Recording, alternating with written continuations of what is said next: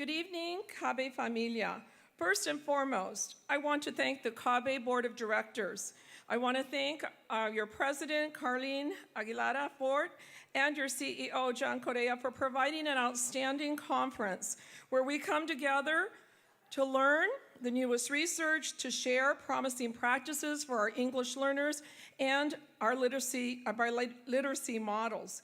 We are especially proud of our Salinas team members, Claudia, Mary, Rosie, Joe, Isabel, and the teachers who served on the student writing essay committee. They served on the planning committee, and we were great. We really enjoyed supporting CABE in that. At Salinas City Elementary School District, we have a mantra. Students are the focus of our work. And living up to that mantra, we were able to bring over 75 members of our team who gave up their spring break on Wednesday, Thursday, Friday, and tomorrow to come to CABE. This team included our para-educators, our parents, our teachers, our administrators, board members, and our union leadership.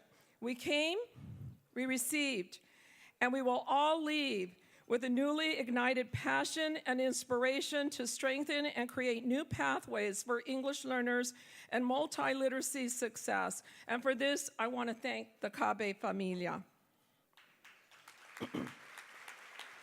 I'd also like to take this opportunity to share just a little bit about my district, Salinas City Elementary School District. It is a K-6 district with about a little over 9,000 students.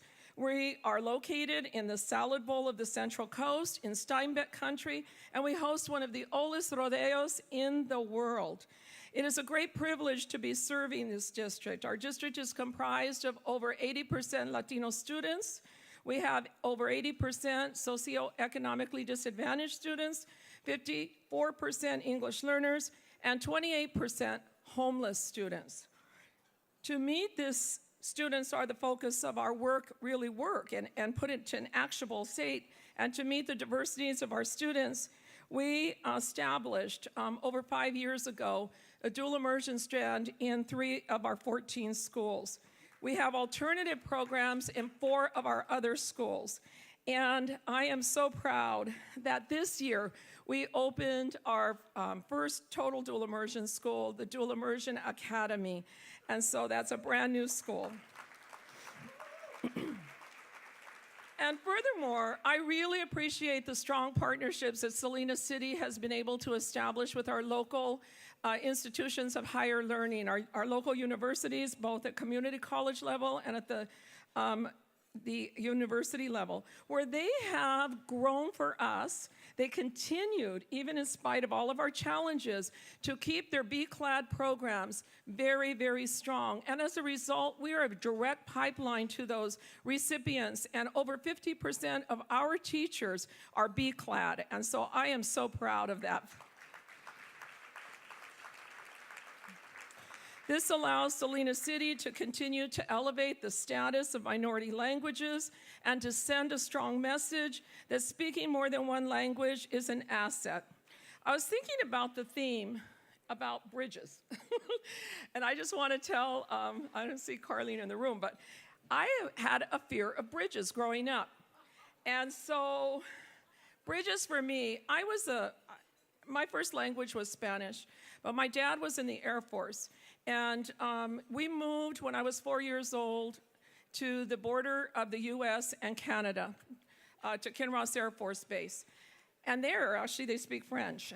So when we came back 5 years later, I didn't know a word of Spanish anymore. I was completely immersed in English, and my parents thought that was the good thing to do.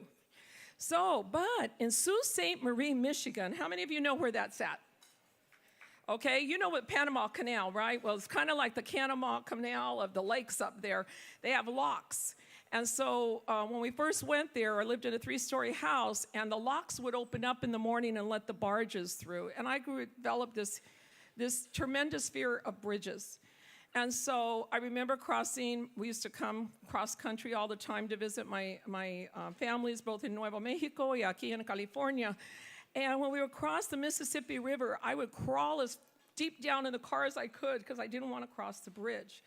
So why am I saying this? Because I think When we think about building bridges and connecting our English learners or connecting our leaders to whatever pathways we're creating, some of us have to be really taken by two hands and really feeling secure to make it across that bridge.